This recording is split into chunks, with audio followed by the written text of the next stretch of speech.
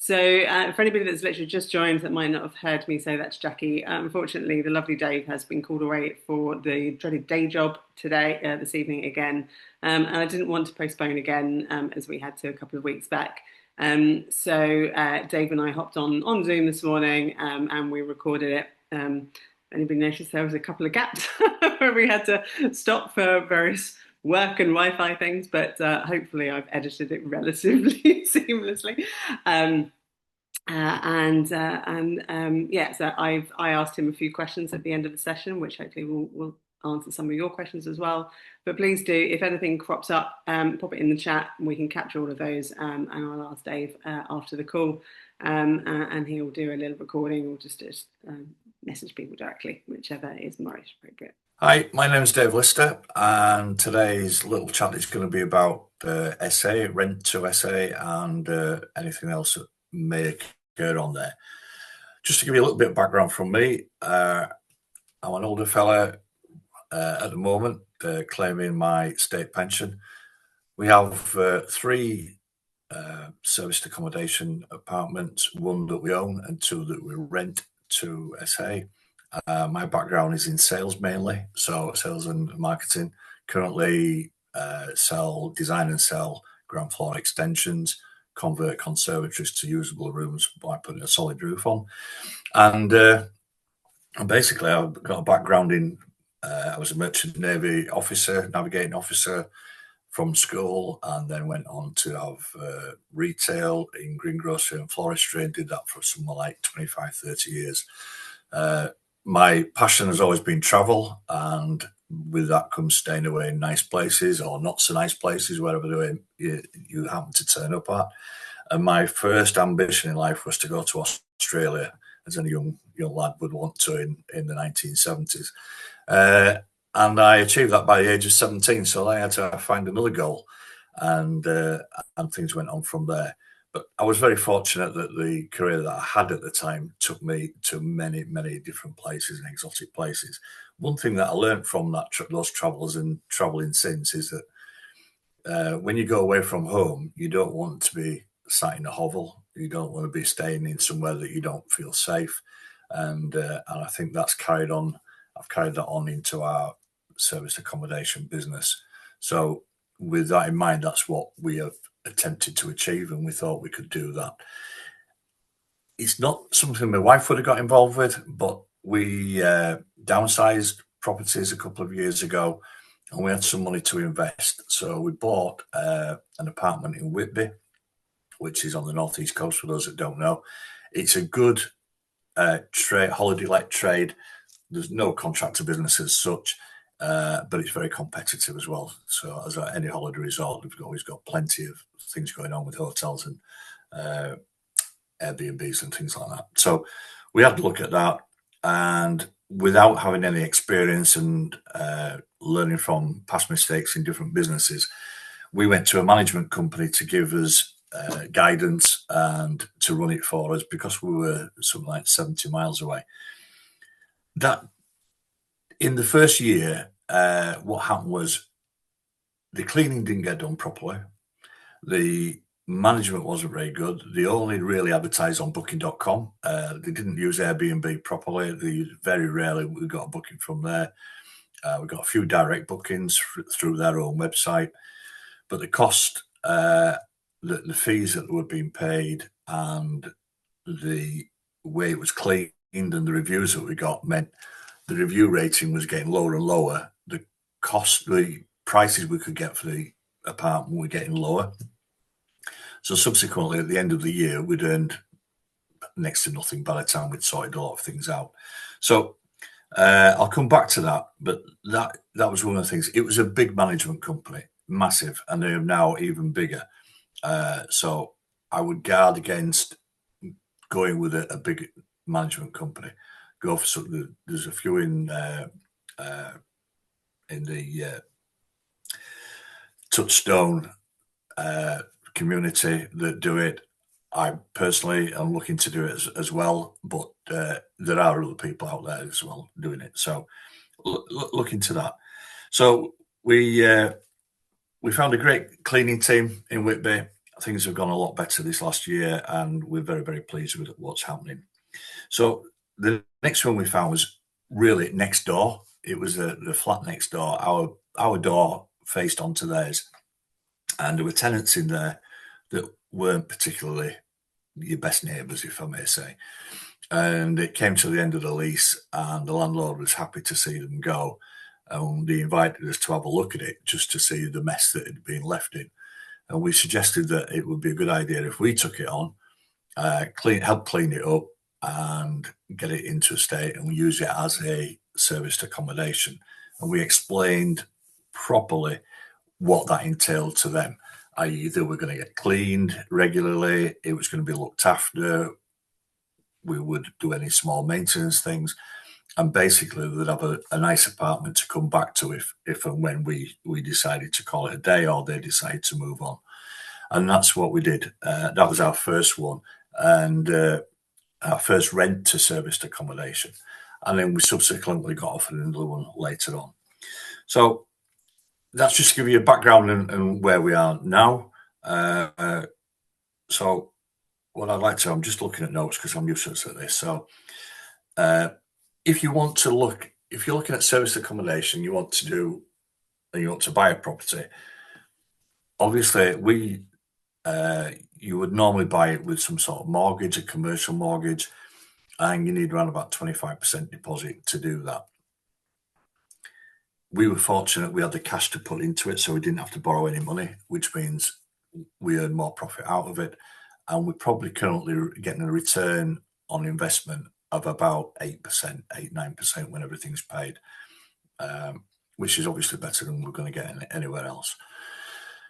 With the rent to service accommodation, now it depends where you are and what market you are chasing. And this is all, part of it. It's something that you have to be very careful about what you're doing. In marketing terms, if you market into a generalized audience, if you like, it's not going to be as successful as if you narrow it down to a particular person or avatar, if you want. So really, if you're in an area like Wakefield, where I am, you're looking mainly at contractors to get steady work all year round. There are visitors to Wakefield. We get a lot of visitors coming along to see family that have moved away and come back for family purposes. They come to look at the Yorkshire tourist attractions and the museums and everything that we have in the area. But more recently, we've concentrated on the contractor market and managed to increase the occupancy by doing that. It was quite good before, but it's a lot better now. So how do you find, and the thing is, of course, is how do you find the properties in the first place? So there's trainings on this in a Touchstone system. So I won't go too much into it, but I have looked at Gumtree. I've looked at Deal Sources. I've looked at Rightmove. Rightmove, you're just really wasting your time because most agents don't understand it. And it's hard enough to educate landlords as it is, but when you've got that barrier of an estate agent in the way, it's going to be more difficult. So try and go for a bit more low-hanging fruit. So your Gumtree, you're going to get a lot of people on there, a lot of agents advertise on there, a lot of properties that aren't desirable, and you are going to kiss a lot of frogs before you get anywhere near a prince or a princess, whichever way you want. So have a look at that. Use it as a practice, but if you can, we were fortunate that we found the landlord who was desperate and motivated to have something new. They just spent a fortune on refurbishing this flat. The tenant had it for a year, more or less trashed it. And the second one that came along was much the same. They'd had to put everything back in, new kitchen, new everything.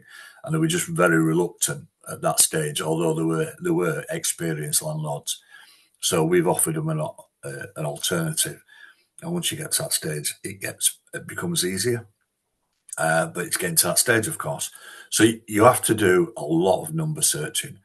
The probably quickest way to get into it is using a deal sourcer. And again, that opens up a different way of doing things.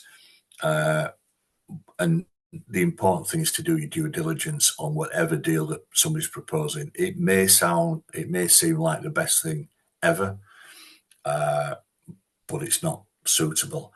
Some deal sources are very good. There are a lot out there that aren't so good, in my experience. And it's one of the things that we all are encouraged to look at in our property journey. And we do that. A lot of people do it to earn money to invest in property, which is, it's a decent idea. But a lot of the times they are very new to it. So they're putting deals on different sites. They've not got all the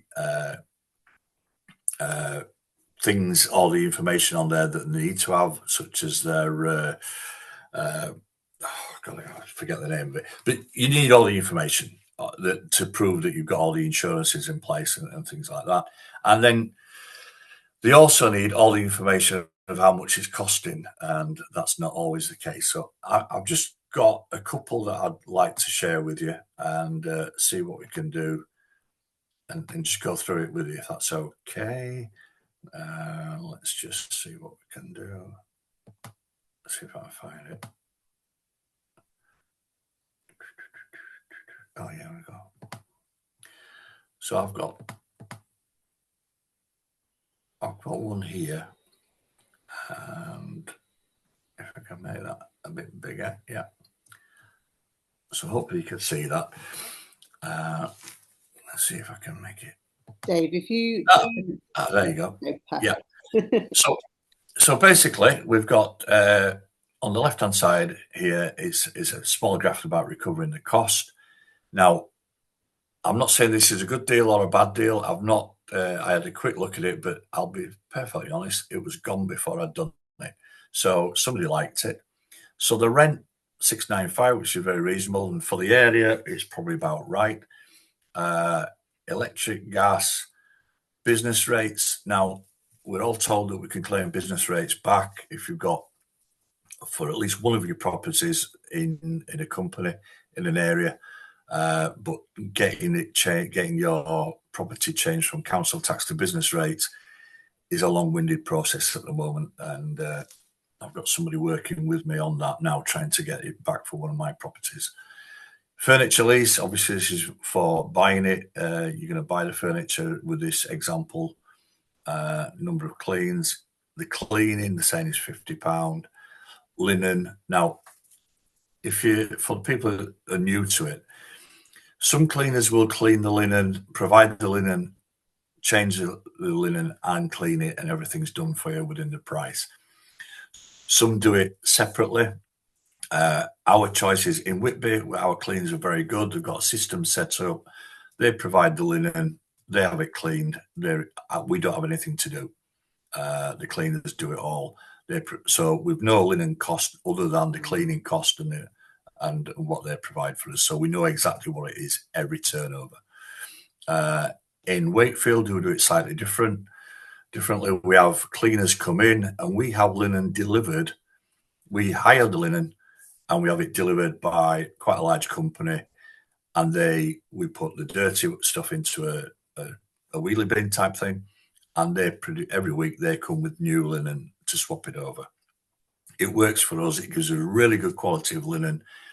On the surface, it looks like it's a more expensive way of doing it, but from our point of view, to buy really good quality linen, have it ironed onto the beds, to buy the good quality linen, you are washing it 2-3 times a week. Sometimes it takes a lot of hammer through your washing machines, and if you're doing it at home with a domestic washing machine, I'd suggest that the washing machine is going to run out of life pretty quickly as well. So we prefer to do it that way. Then it is hands off. All we've got is the ladies come in, the cleaning team come in. I say ladies because sometimes the chap comes as well. But the cleaning team comes in. They have the linen. It's all put away. They put it away. They take it out of the bins, put it away, and then they just change it over and send me the numbers at the end of the clean. Works really well for us. And then, as you see, there's a nightly rate, which is going to be an average, which is what they hope to do.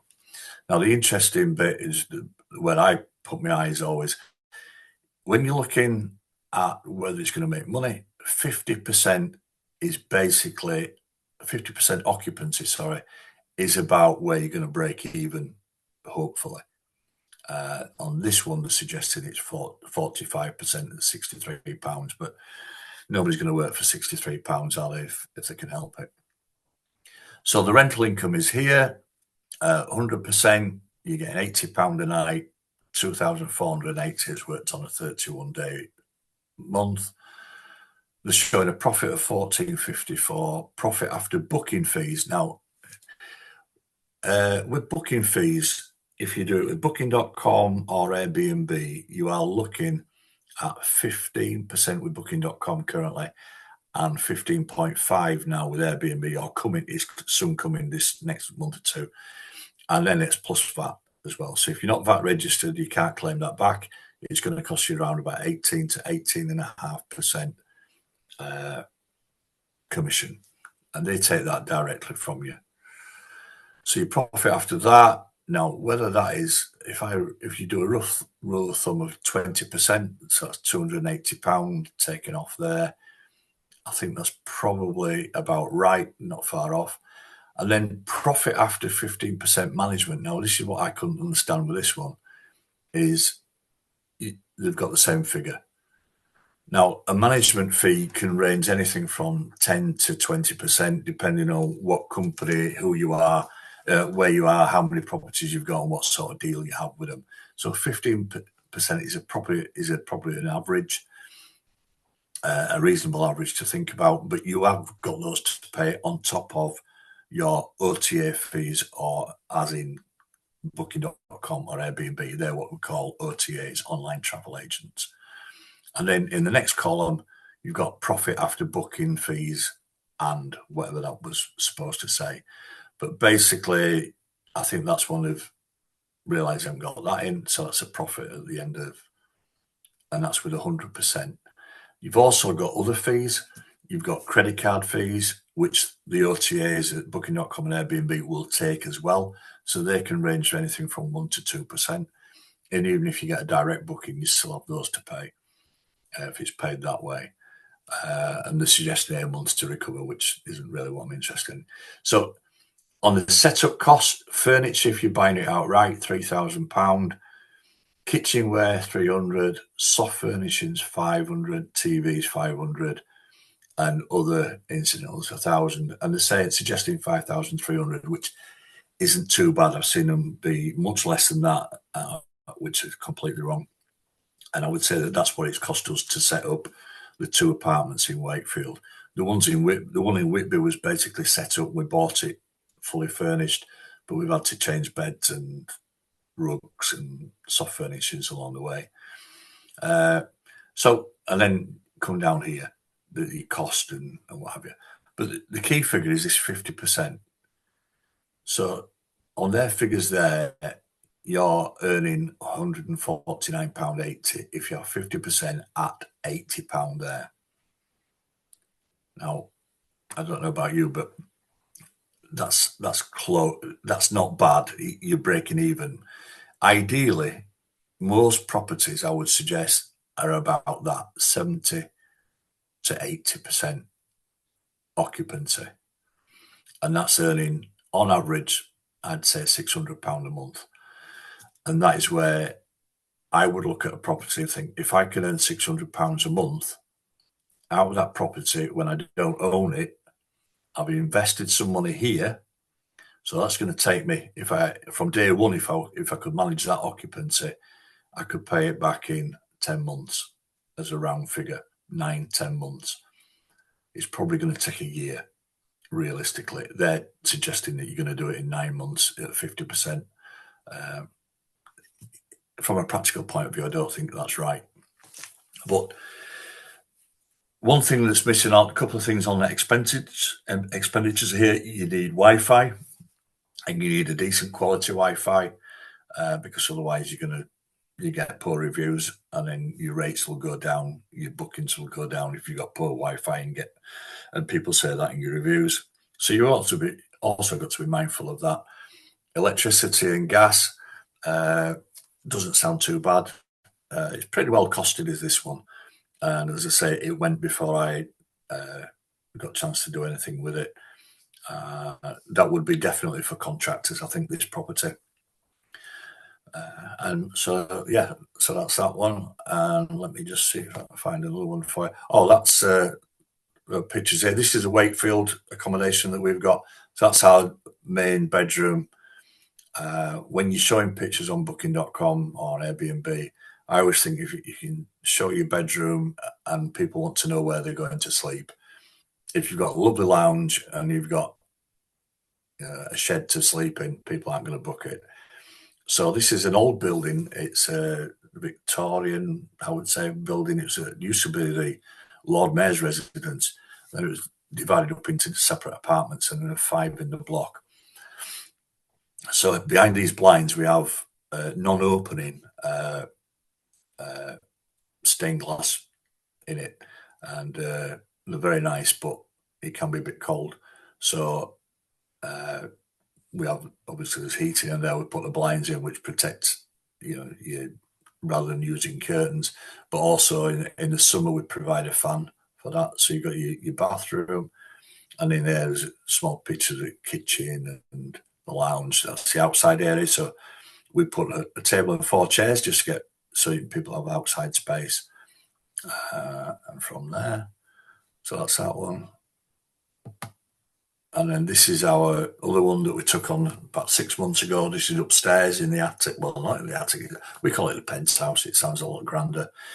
But we are aiming at contractors. So in the listing, when we first did it, we used to we call our properties at Wakefield Rhubarb Corner and Rhubarb Loft. And the reason being is that Wakefield is famous for what they call the rhubarb triangle. It's where a lot of forced rhubarb is grown, and it's exported all over the country and, in fact, all over the world. I've seen it in America. So we used to put that, and we used to put it's a lovely comfy space and all this sort of thing. And then looking at other listings and taking some advice from, different mentors, I found out that you really need, and looking at the marketing side of it, which I sort of haven't done for a while and forgot, it's who you're aiming at. And now that was split into, they are split into 2 beds, and then the other bedroom, we've got 2 beds in there, as you see at the bottom of the screen, around there. So basically, people come along. We love the Hollywood mirrors. My wife loves the Hollywood mirrors. It's great for getting made up in. I use them all the time, obviously. And then we've got the TV area, the lounge, and an open plan kitchen. And this is the front of the property, as opposed to the rear of the property that you saw before. And we use the ideal contractor, business, and family friendly. So there's when we've got contractors in at the moment, and the lady that books the accommodation has used us 2 or 3 times now. She'll be booking direct with us before long. If she's scrolling through, she wants to know that it's contractor friendly. So when you see, as she's scrolling through all the different properties in Wakefield, she's going to see that first and say, all right, okay, I want to make my job as easy as possible. Does it look okay? Is the price okay? Are the reviews okay? And then she's going to book it. And she's more than happy. The guys that come and stay are very happy with it. Just 2 of them. They have a bedroom each, and it works. What you do find with contractors, and when you're looking at the figures on different properties, you need to be aware that since COVID, a lot has changed in terms of how people want to book their accommodation. My son is an electrician. He works on sites all over the country, and he used to book hotels, and then they prefer the service accommodation way of doing things. And up until COVID, they would go and share bedrooms, not beds, but bedrooms. These days, most contractors are looking for individual bedrooms they won't share. So if you've got, you're offered an accommodation that has got 2 bedrooms or 3 bedrooms, and they're telling you that it'll service 6 people or 8 people or however many it is, and it means sharing, be very wary that the contractors you get aren't going to be the same type of people, the same contractors maybe that you would get if you're individuals in a bedroom. So it seems like a good return, but I'd be reluctant at that stage to gamble on that. And if I had a 3-bed, I would be saying it's 3-bed. We have facility for 6 beds. However, your pricing structure must be on the 3. If you get 6 staying, great. It's an extra bonus, but price it as 3 people staying on 3 bedrooms. If you're going for the holiday let, that's slightly different. But you have to be conscious of who you are aiming at and what it's going to be all about. And the return is a thing that you want. Okay. Dab under this. Okay. So we've got another deal here, and this is not a bad one actually. It's quite a big house, so the figures are higher than what they would be in the other one. The rent, these are money invested, so obviously there's an upfront rent cost of 3,600 plus a deposit of 1,800. Furnishing and staging 7,000, which is probably a bit low on my thing, and then the sourcing fee of 3,000, which is probably about right. 15,400. So not as easy as you may think when you can get in with no money involved. Very few landlords are going to let you go rent free unless you're doing some work on the property. We got our first property, we got a month rent free because we volunteered to do some decorating and a few things. And the second one, we did the same deal, basically because we'd done it on the first one. So I insisted. We did negotiate on the rent with the landlord. They were doing it through an agent. So I went to the agent and found out what percentage they charged. And I deducted that from the rent, and they ended up with the same amount. But obviously I wasn't paying an estate agent's fees. Now, if the rent works and means you can get the property and you pay the estate agent's fees, sometimes that's a way of getting in through an estate agent, that you promise them that you're not going to circumvent them. But that's an extra cost, and you've got to work out whether it's worth it or not. If you get the right property, it won't be a problem. So the income down here, nightly 350, and it's 5 rooms, as we say. It's 5 bedrooms, so you could have potentially 10 people staying in there if they're big enough rooms. But as I say, most contractors these days, most companies are putting contractors in individual rooms because that's what they prefer. And so it's, you have to be aware of that. They're doing it on a 70% occupancy rate, which is fine. At least you know where you stand. Commissions 15%, maintenance, putting a little bit of that to one side helps because you've got minor maintenance to do. Council tax, utility bills. Again, the cleaning fee charged to guest. It's not something. It's not happening these days with Airbnb and Booking.com. They like to see a complete figure so that the customer isn't chased off. It's like the Ryanair, EasyJet model where the ad it starts off at $9.99 and ends up at $99.99 because they've added so much on in bags and seats and things. The OTAs are looking for a better way of doing it and more upfront and honest. And I think most people would agree that's a better way of going. So you have to incorporate your cleaning fee into that. And for that, you'll need to know what you are charging. They've actually included Wi-Fi on that. Obviously, if you use a channel manager, there are small fees on that. But if you've got a booking, if you've got an agent or a managing company doing it, they'll absorb that cost in their fees. So your cash flow, monthly income, 7,350. You can read it anyway, but basically it's at 70%, it's earning £1,862, which is very, very good. The thing to bear in mind with that, and I'm not knocking it, if you can get 70% occupancy with 5 rooms occupied, you're going to earn that money. I'm not arguing with the figures. Sometimes you only have 3 contractors are they going to want to pay the same amount as 5? So you may have to think about offering the property at a lower price for lower number of people staying.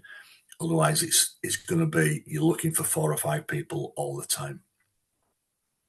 So all these things are important to consider. There's a lot of consideration in it, but I'm available for questions later on, and you can always contact me on the WhatsApp group that in the newbie group or the service accommodation groups. I'm always in there, and if you want to contact me directly, I'm open to that as well. So any information, if you get a deal that you're not sure about, I can have a look at it for you. I'm happy to do that. You know, we all have to start somewhere, and we need somebody. You know, you need somebody to help you at the times. If you're looking for management companies, obviously I did say that I'm available for that, but I'm doing it in the north of England. I'm not going south. I'm not going too far away, because I wouldn't provide the service that you would expect and hope for. Whereas if I can get to the property, it's a lot easier than sending somebody remotely that I don't know, because I'm having to hire them just the same as you would. But there are other people that do it more national, and they're all members of this group, and they do a good job from what I can see. So with that in mind, just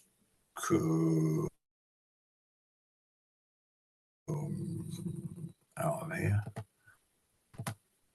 If I knew what I was doing. There I am. So that's it, and hope it's not been too boring for you and you've enjoyed it. If, as I say, any questions, just fire them in, and as this is recorded, I'll not be able to answer them directly here, but John will pass them on, and I'll get back to you. Just leave some contact details, and I'll be more than happy to get back to you. Thank you.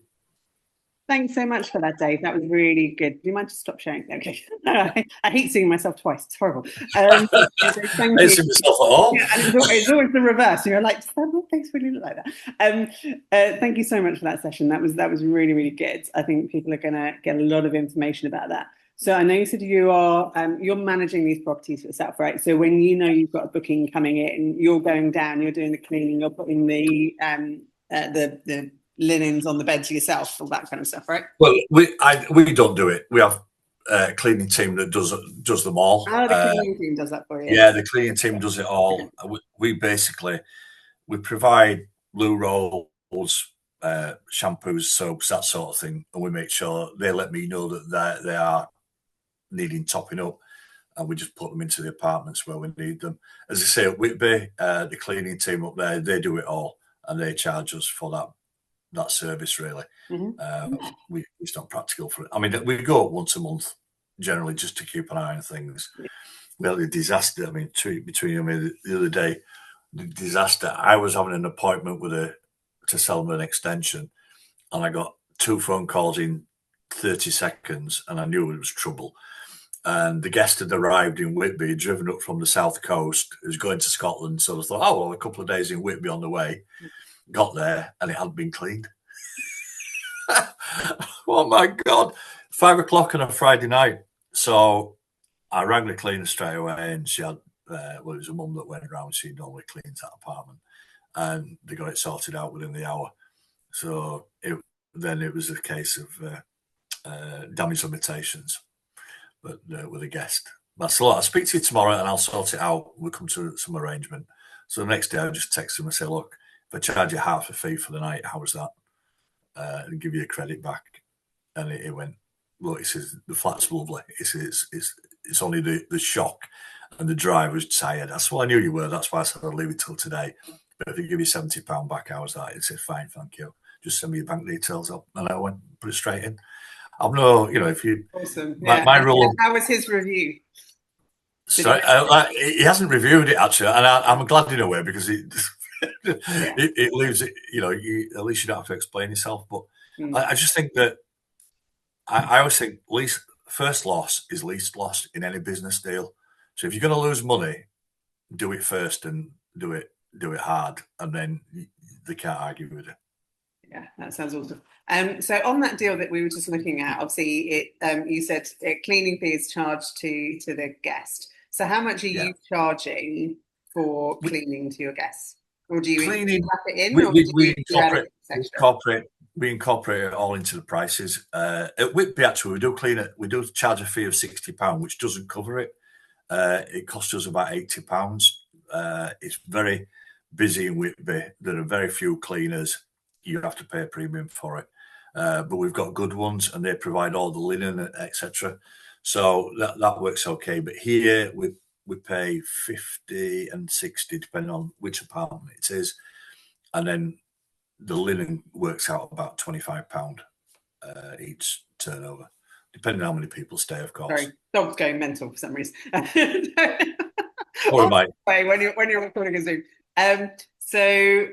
You incorporate yours into the total. Yeah, I do. Yeah. Basically, with Booking.com, it's all included. Airbnb are going more that way, and with the 2 apartments in Wakefield, I just incorporate it in. Yeah. So how much do you mind us sharing how much you pay your cleaners to go in for a setup? For the one Rhubarb Corner, which is the first one in Wakefield, we pay £50.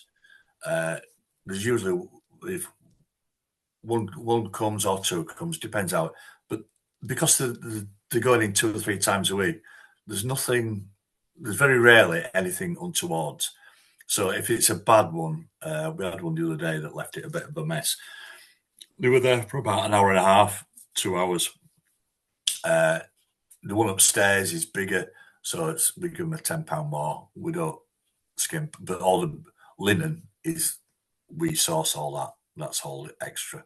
And I said at Whitby, it's a small apartment, 1 bed, but that includes the linen and coffee, tea, that sort of thing, and it works out about £75–80.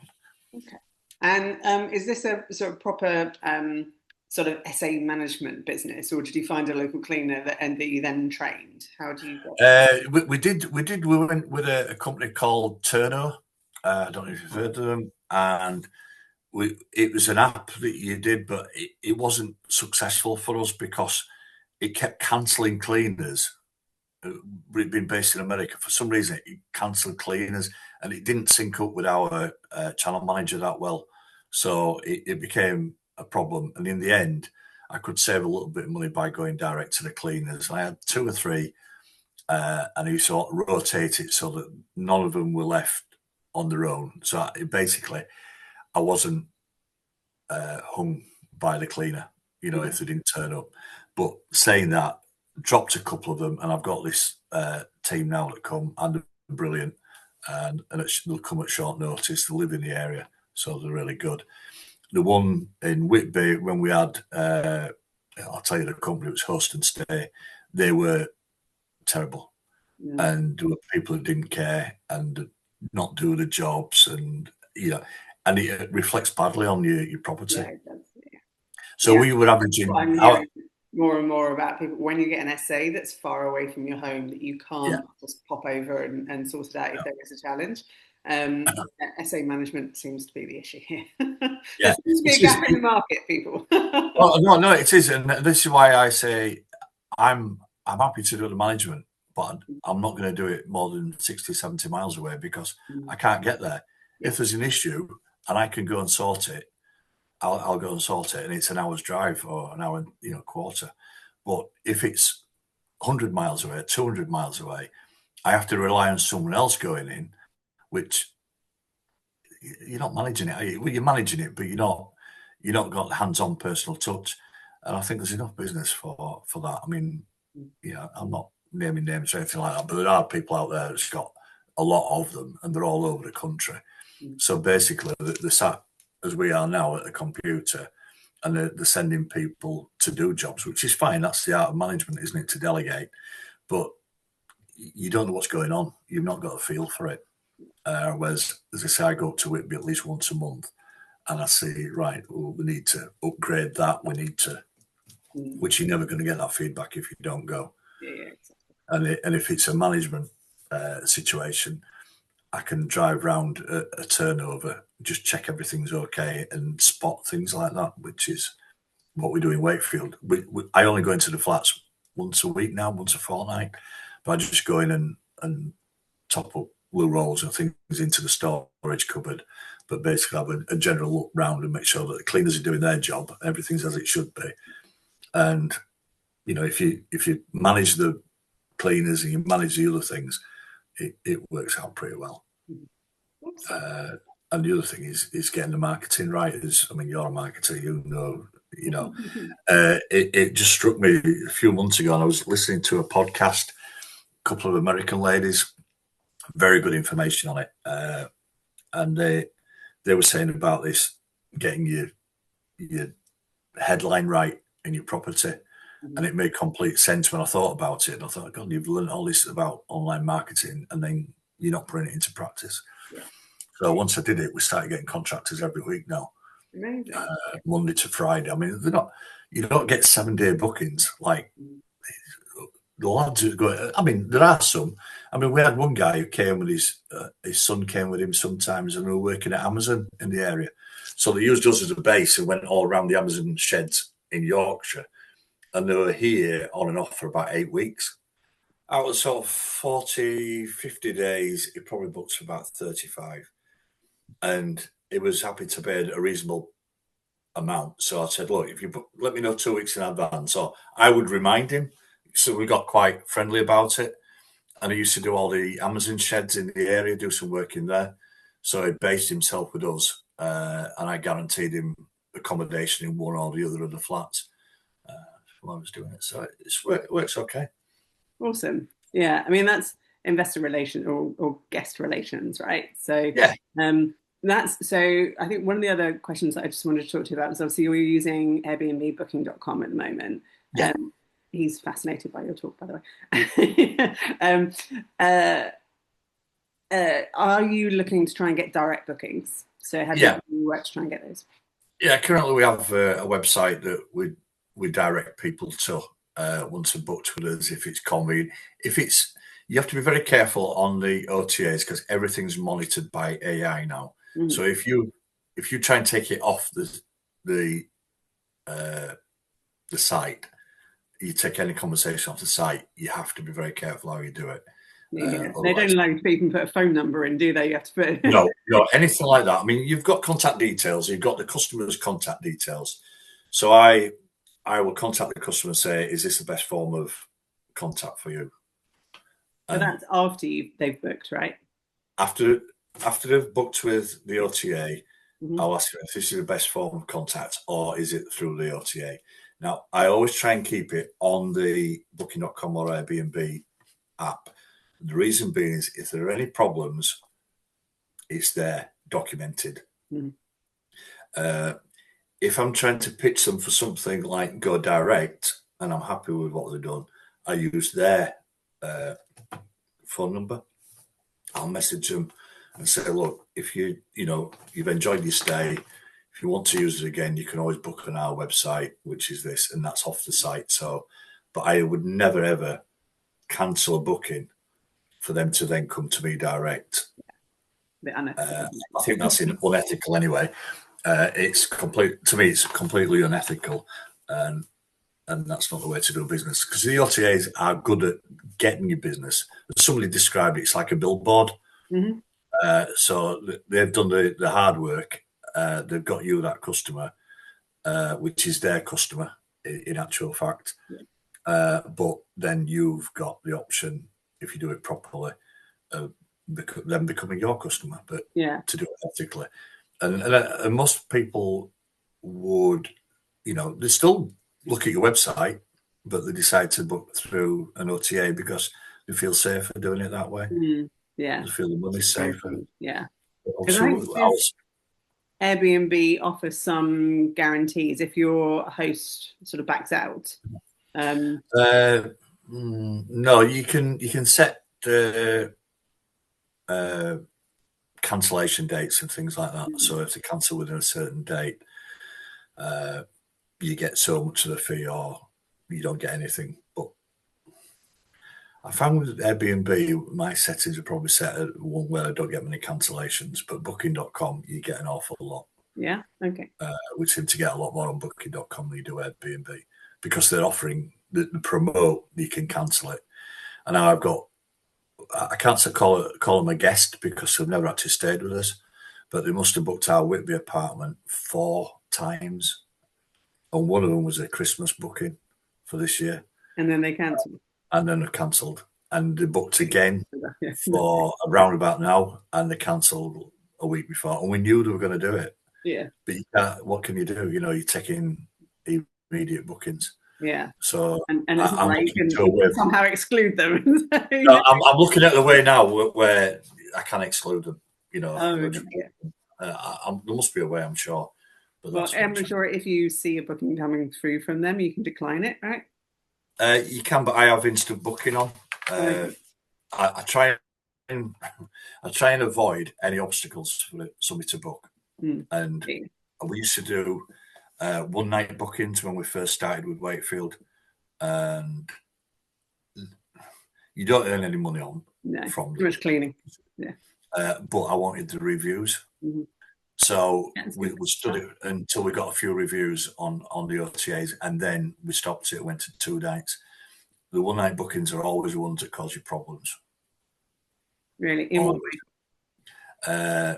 Guests that abuse the property, basically.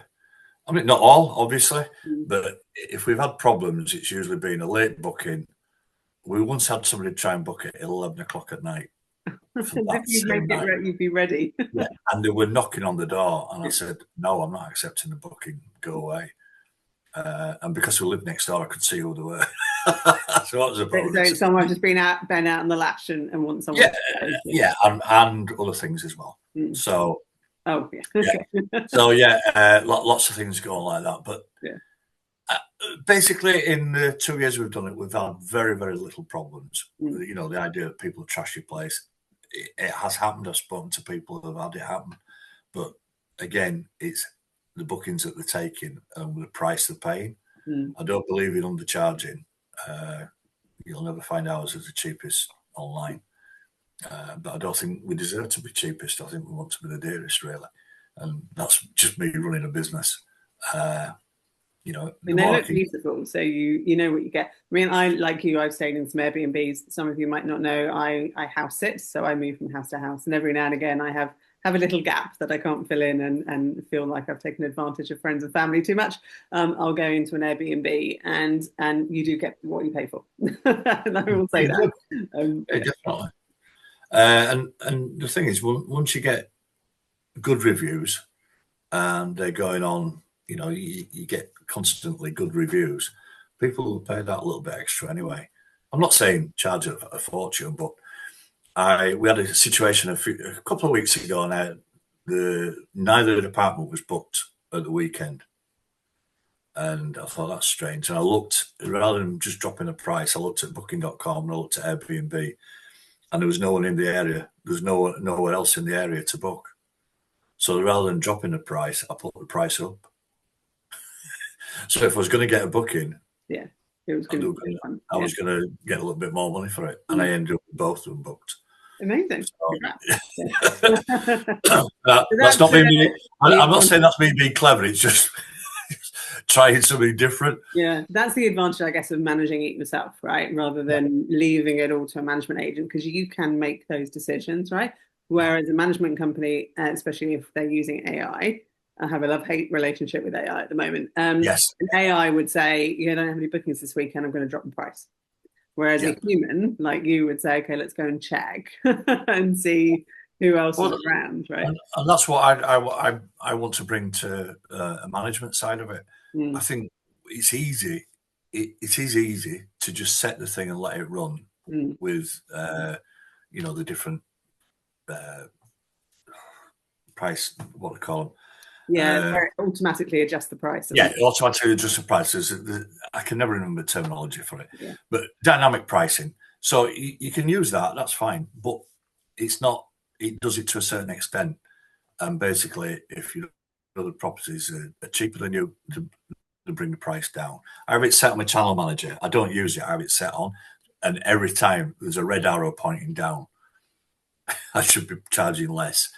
And the place in Whitby, we get really good, really, now we do it ourselves, we get a lot more money. I mean, I think in the first year, we earned about £6,000. And when you've invested a lot of money, that wasn't enough. And my wife was saying, we need to sell it. So I said, look, now I've learned what I'm doing here, let me take it on for a while, and see how we go. And we now take money out each month. We've more than doubled what we're earning out of it, and we haven't got the full year in yet. Great. But we are, like the winter months, we didn't have much. We're at 30% for November. We've got bookings for January. We've got 40 days booked next year. We never had that before. That's wonderful. And that's because you're managing it yourself rather than you were using a channel managing software, were you? That was. But no, I had a management company at Whitby. Oh, I see. And they were just terrible, and they've got that many. They have to use, dynamic pricing. They can't have somebody individually looking at half a dozen properties and making it, looking at why is it not booked and who else is available, and oh no, we'll leave it as it is. It just drops the price. So when it's a race to the bottom, no one wins. And if it's a 2-night booking and they've taken 20% out of the price, and you can set the limits. It can be set so it doesn't go below a certain price or above a certain price. But even if it's only £10 a night that you get extra by doing it yourself, if you've got the time, it's worth doing. If you've got somebody like myself who will do it properly, or as I say, properly, with that in mind, earnings in mind, then it's an extra £20. And if you can get an extra £10 a day, it's 300 days a year, it's a lot of money. £3,000, it's a lot of money. So how often are you going in and manually changing your prices? Is it just where you see you've got a gap in the bookings? I usually look at gaps and things like that. I look at it every day, basically, but I don't dwell on it. I look at it and say, right, we haven't got anything for 2 weeks' time. We have to monitor that. That's not right. We should have somebody. And then when I've got 5-10 minutes, I'll go in and have a look and see who else is booked. If there are a lot of people booked, then I might a lot of people available, a lot of Airbnbs available. I'll reduce the price a little bit to make it a bit more competitive. If it's a price thing, and that works sometimes. But then at other times, when you're the only ones, there's no point reducing the price. If they want a 2-bedroom accommodation in Wakefield, it's going to be you the book. Indeed. And of course, with a lot of the hotels being occupied by non-paying guests, shall we say, at the moment, Airbnb, serviced accommodation is doing very well. Yeah, absolutely.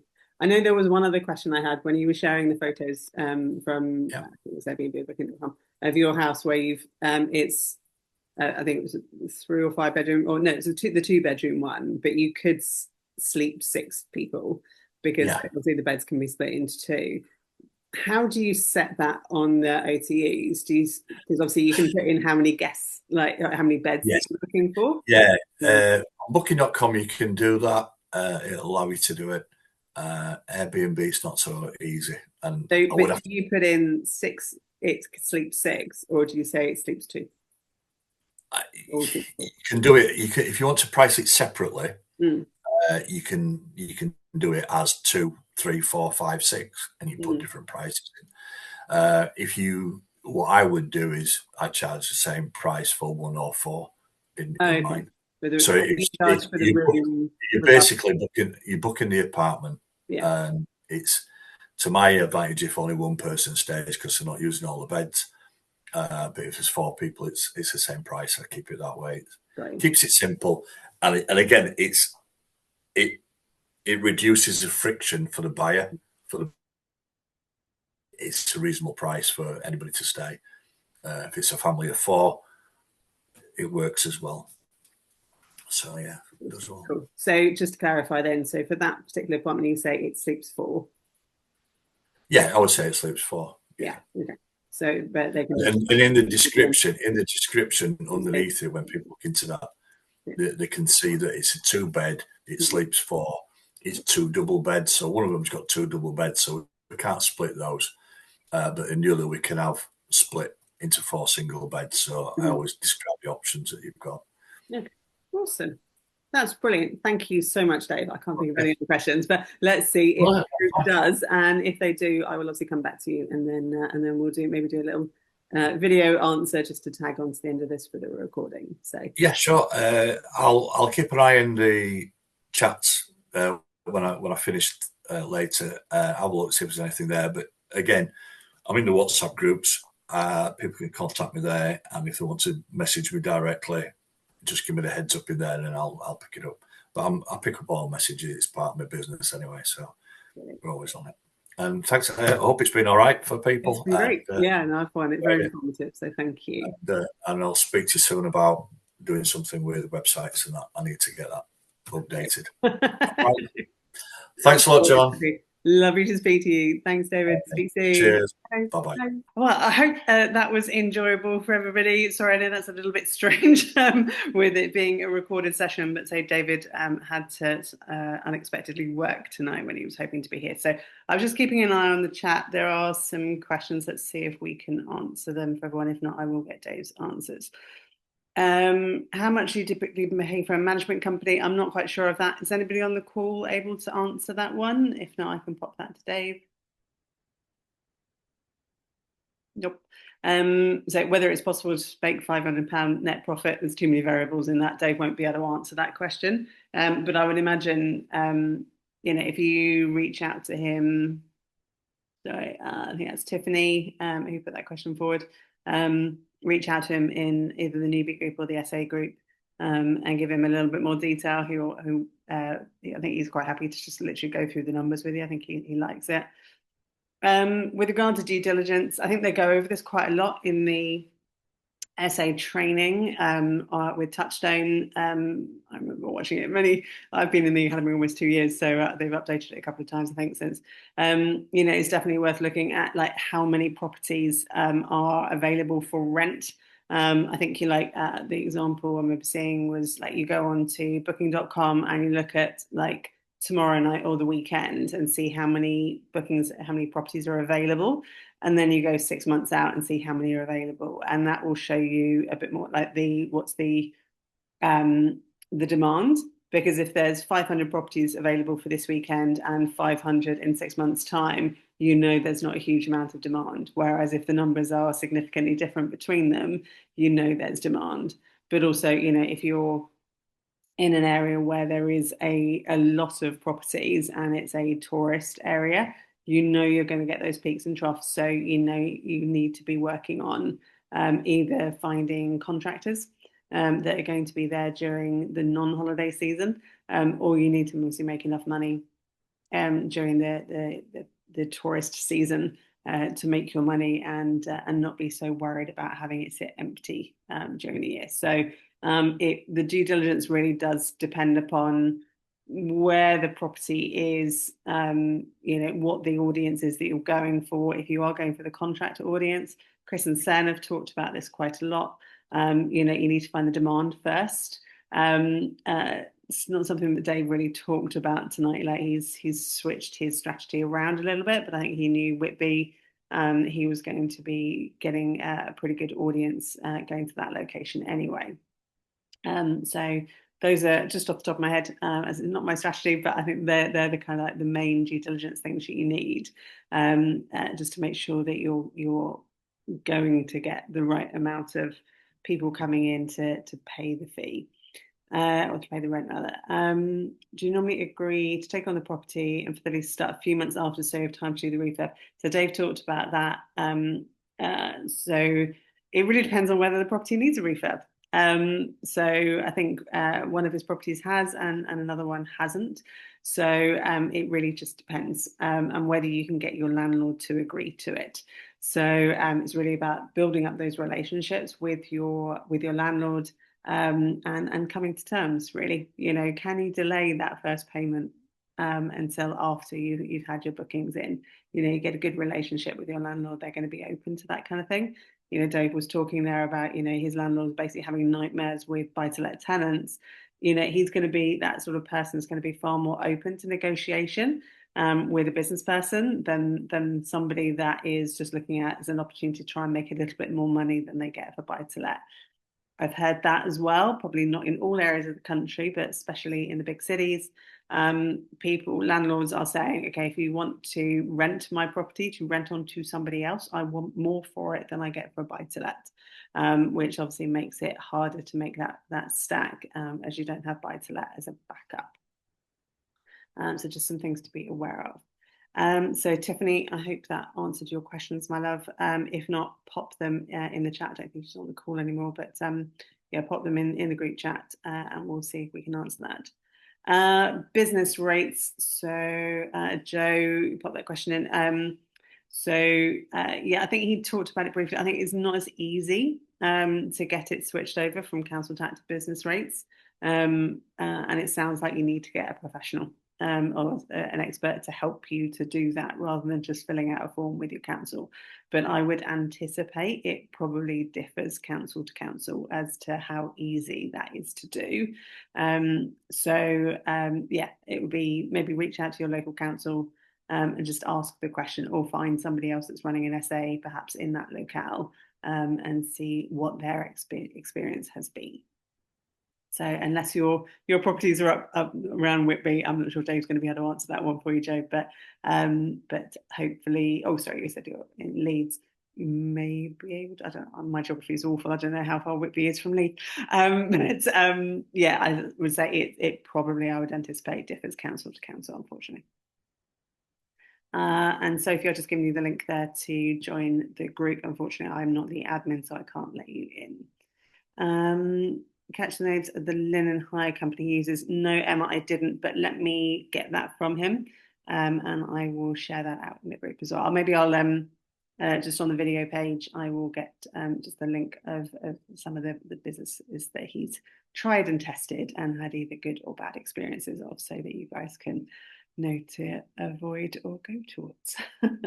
But say, I would imagine, I don't know whether his linen company is going to be a local company or a national. So it will really depend upon where in the country your property is for SA. Yes, Helen, I think Dave is just really interested in property. I think he is around. He's quite happy to just hop on a Zoom call and have a chat with anybody that wants to talk rent to SA. Cool. If there are no other questions, let's end the call for the night. And cool, my pleasure, Chris. Hope you guys have all enjoyed. So just before we all head off, let's just share my screen again. There we go. Just very quickly, marketing for SAs. SA and rent to SA slightly different as depending upon whether you are doing direct bookings yourself.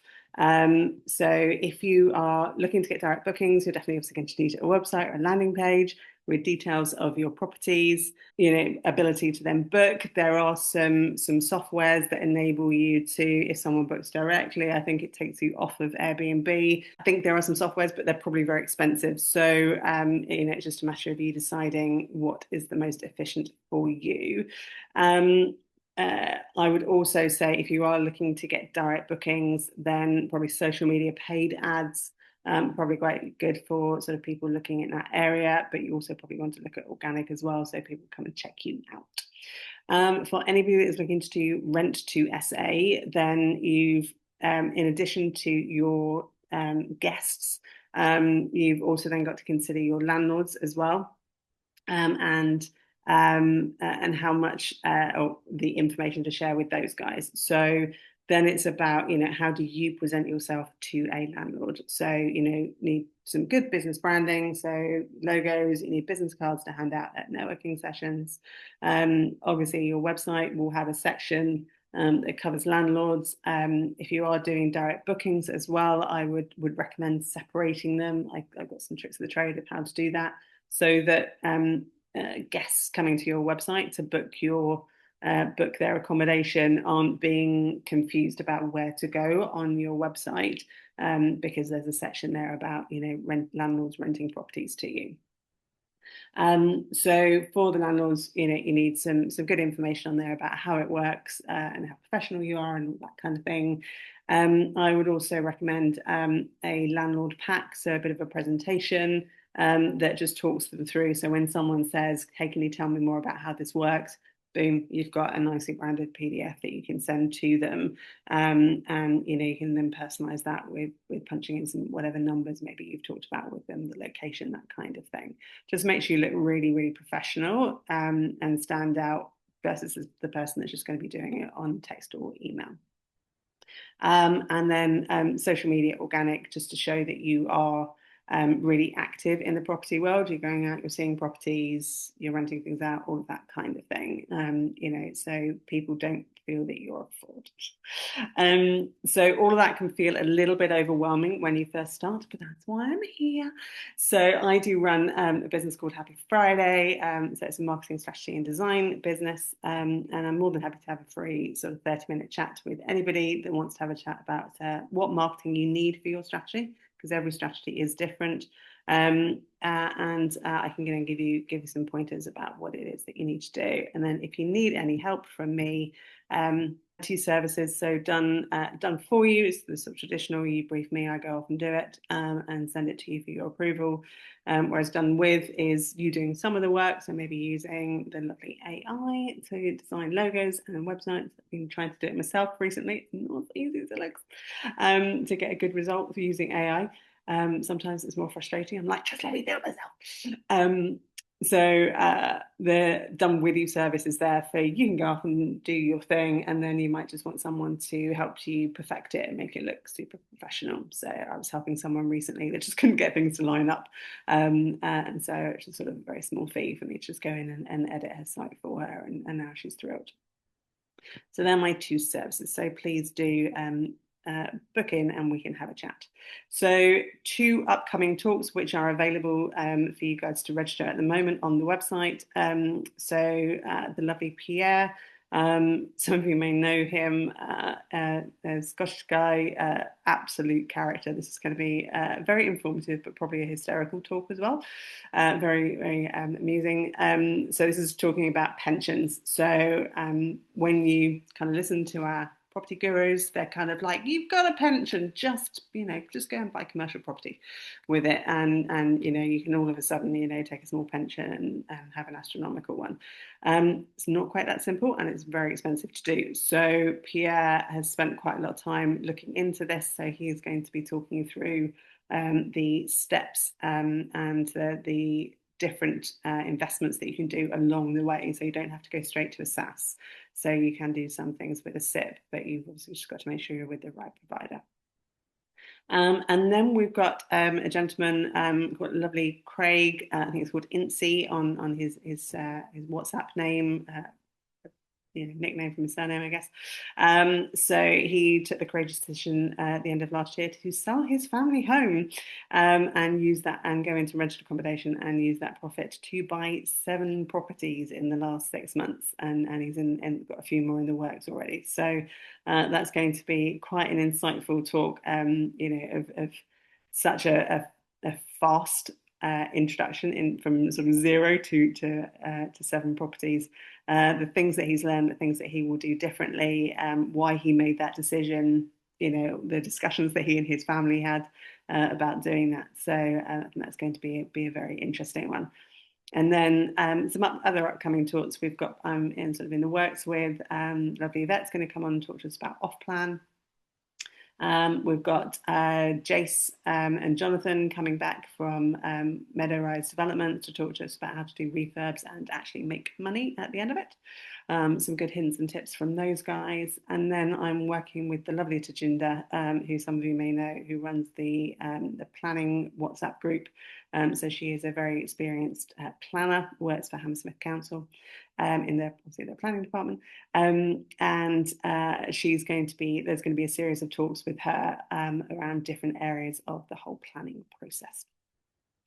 So I hope that was really interesting for you guys. Big thanks to the wonderful David for this evening. And yeah, if you guys need any help, you know where I am.